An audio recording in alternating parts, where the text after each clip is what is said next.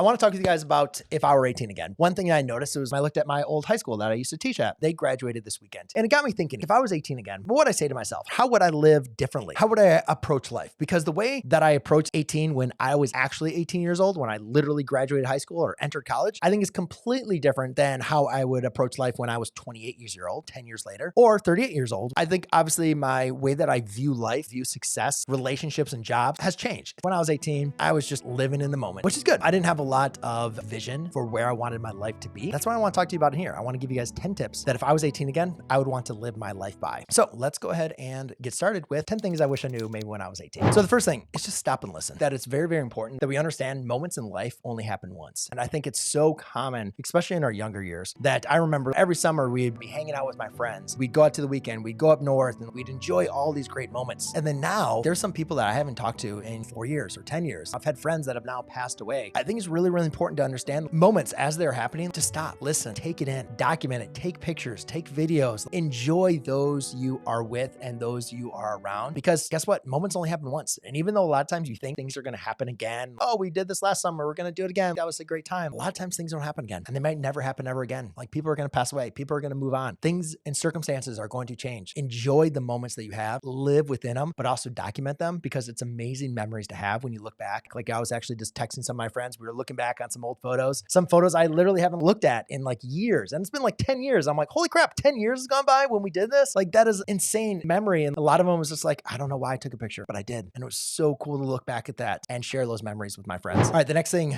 which I never did, this took me a really long time, is write down who you want to become and read it every single day. This is actually something that I started doing not until probably about 10 years later, after I was 18, about 28 years old. Finally got those goals, and I decided, like, here's where I am in my life, here's what I want to achieve, and how am I going to do it? And I used to read those every single morning. That is how I started my day. And I think it's one of the most powerful things that you can have, is get yourself a vision, dream that you want to aspire to. I think when you're 18, you're enjoying life. There's so many cool and interesting things. You just, especially if you just graduated high school, you have so much more of this freedom and all these things you want to try and pursue. And a lot of times you just don't think about the goals, and you don't want to think about like settling down and stuff like that. But I think it's really important to have something to aspire to. Find out what you want to become, what you want to achieve, write it down and read it every single day. Because there's nothing worse than just writing something down and then finding it 10 years later. I'm like, oh yeah, that's what I wanted to do. And look what, I didn't do anything to achieve that. And I'm not saying like things are going to change. What I wanted to do when I was 18 is a lot different than what I want to do when I was 28 or what I want to do now as I'm 39. So your aspirations and things you want to achieve are going to change. Write them down and work to achieve them. Read them every single day, because that's how you're going to make some incremental improvements. You will work towards them each and every day, but it all starts with starting your day with knowing what you're going to achieve. Here's one of my favorite ones, guys. Money is not going to make you happy. It's not. It's so easy for somebody to say, especially with somebody that doesn't have money, and looking at somebody that does have money, like, of course you have money. Like, of course you have to be happy, or of course, like, you would say that. But here's the thing that I have found when I have had money in my hand: money does not make you happiness. Yes, money does give you choices. It does give you flexibility. That is very, very important. And that is very, very helpful. But here's the thing. If you're an idiot, now you're just a rich idiot. So money does not change people. All it does, it just compounds who they are. It just multiplies with their money. I think that's really, really important for people to understand, because so many times, especially when you're 18, you see the status of people that have money. And that's what you aspire to. You aspire to that status. You feel like the money is going to get you there. And sometimes people even get to that status. They'll get that money, and then they'll realize, holy crap, I'm still not any more happy that I have now achieved all this money. They're happy. Maybe they've never spent so much money at a bar or at a restaurant. They're like, oh yeah, I get to do this. I get to buy these things I've never been able to buy before. But then after that wears off, oh crap, I'm not happy again. That was fun. I got to this, but that didn't make me happy. So what is going to make you that happiness? Well, one thing is not the money, okay? But it's going to be the experiences. And it's going to be experiences of, obviously might be of like you reaching that money, but those experiences is what are going to make you happy. And also the same thing is, like, if you want to make more money, don't focus on just getting the more money. Focus on your skills. The more skills that you can acquire, the more valuable you are going to be to the marketplace, the more money you are going to make. And this is probably something that I didn't understand for a really long time. Don't let setbacks hold you back. Because here's one thing you guys got to learn about life. And sometimes people don't understand this about life until probably they've seen it time and over again. All life is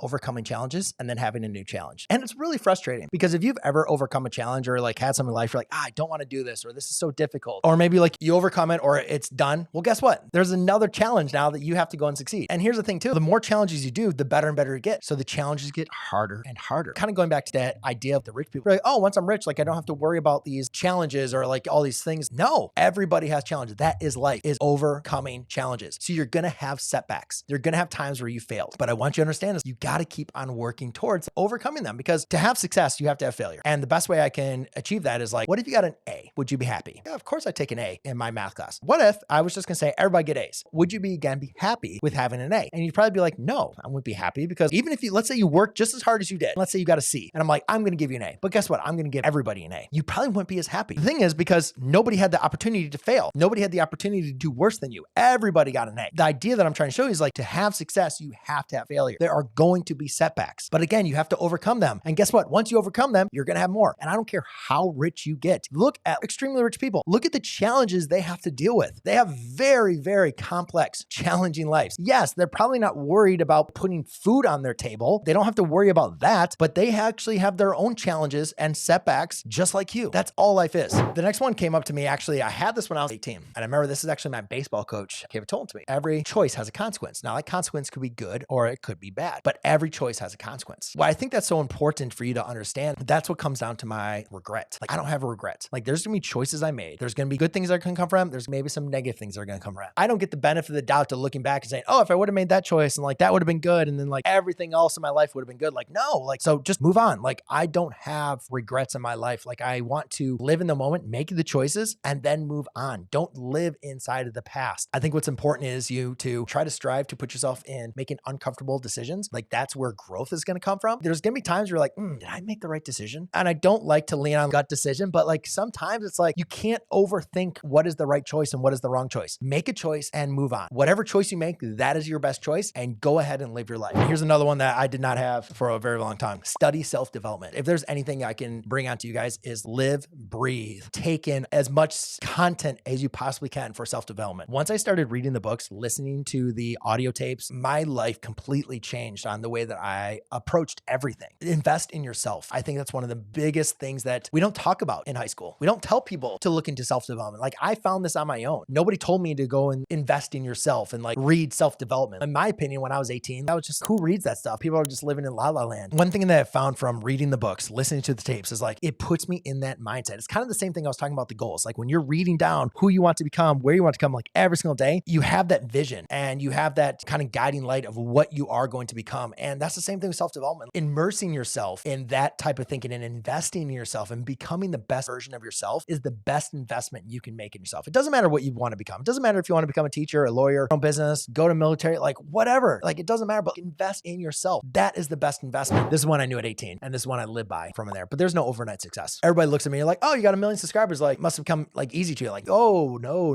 You don't know how many videos I made that I got no views. And I have still views. There's still thousands of videos I have. No comments on them. I recorded every single day for years before anybody started watching my content. I think one of my favorite quotes that I ever followed was, champions are made when you're practicing in the gym. Nobody thinks you're there. Nobody cares that you're there. It's not our fault. You look at anybody that has been successful, we look at the moment that made them successful. We don't look at everything that they had to do to get to that point. We don't look at all the failures they had. You look at businesses like, oh, wow, you own a business. Like, it must be easy for you. Like, your parents are rich, or like, or they owned a business. They just gave it to you. But like, nobody knows the success, the failures, the work that you had to do. Success comes from waking up early in the morning and putting in the work. Success comes from going into the workouts when nobody cares and nobody knows that you're doing that. Study those successful like Kobe Bryant and Michael Jordan. It's amazing how much work and effort they put into their craft. We judge them on how they do on the basketball court. We might judge them just on how they do on one shot. They put hours and hours inside the gym, studying, practicing, right? Film watching, like all that stuff. And then we, not saying we have the audacity, but I mean, it's like we watch them and we can judge them and we can make like, oh, they're successful or not based on maybe one shot, like that game-winning shot, if they make it or not. Like, everything that they have done can be compressed down to that one time, that one moment. I'm like, that's crazy. The best way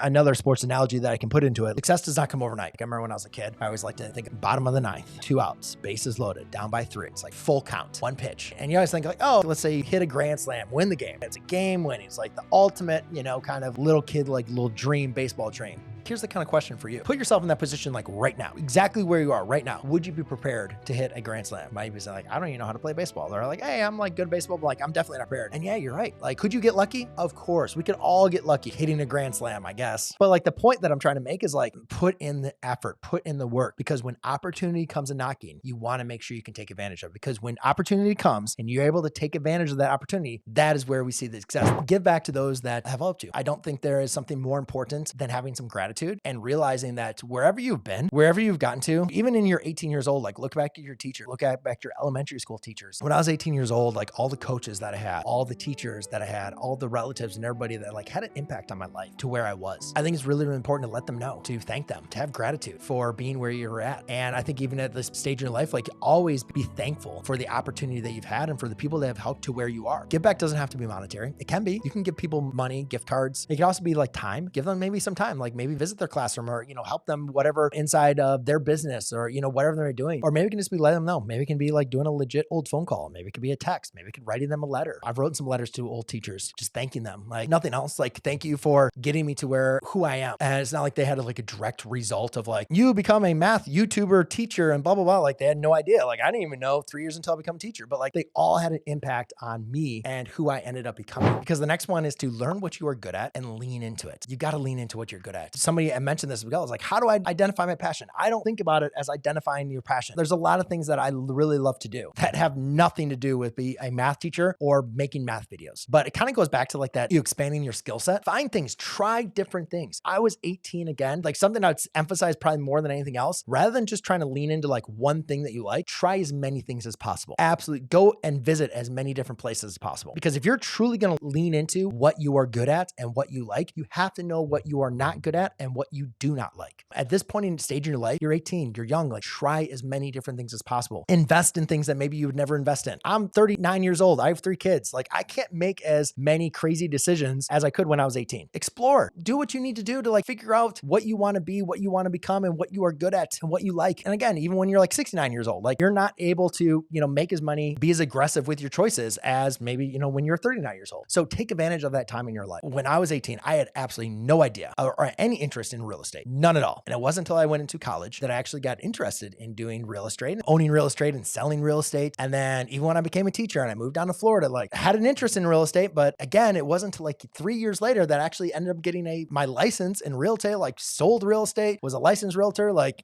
I still am. And I found this passion, that's something that I never did, but it never would have been something unless I wasn't constantly trying new things, new endeavors. And this one actually goes back to the freshman thing, but I think when it ends all be all, it's like when you're 18 years old, you have some limited connections, because the number one thing that I want you to focus on is creating great connections with people and also investing in those connections, because now you're 18 years old, you're adult. There's going to be connections that you're going to want to rely on. You make sure you're seeking people that are going to make you better, that are going to inspire you. It's amazing once you really kind of find people that do really truly make you a better person or inspire you. Just limit the amount of time. Maybe you're seeing them once a week or once a month or once a year. It is what it is. It's a relationship. Keep those relationships, but really make sure you're spending and focusing your time on people that are going to push you. They're going to make you better, and also invest in those relationships. Make sure you keep on giving, because there's always going to come those times later in life or when you least expect it or don't think you're going to need it, that as long as you've been giving to those relationships, nourishing those relationships, they can have some payback when you need it, when it can become, most helpful for you. Like constantly be reaching out and meeting people, because you never know what relationships are going to lead to something down the road. And that just comes into, getting that variety, kind of like the skill set, and also investing inside of those relationships. Those are 10 items I wish I would have known when I was 18 years old. I hope that you've took some benefit of them. If you're 18, if you're 28, if you are 68, it doesn't really matter. These are just some of those lessons of advice that now I have taken at my age that I feel like I want every 18-year-old to have. You're now beginning this adulthood journey. I want you to cherish the time that you have, embrace those memories with those that you take this journey with, and also thank the ones that help you along the journey. And just realize the best day of your life is the one that you are currently on.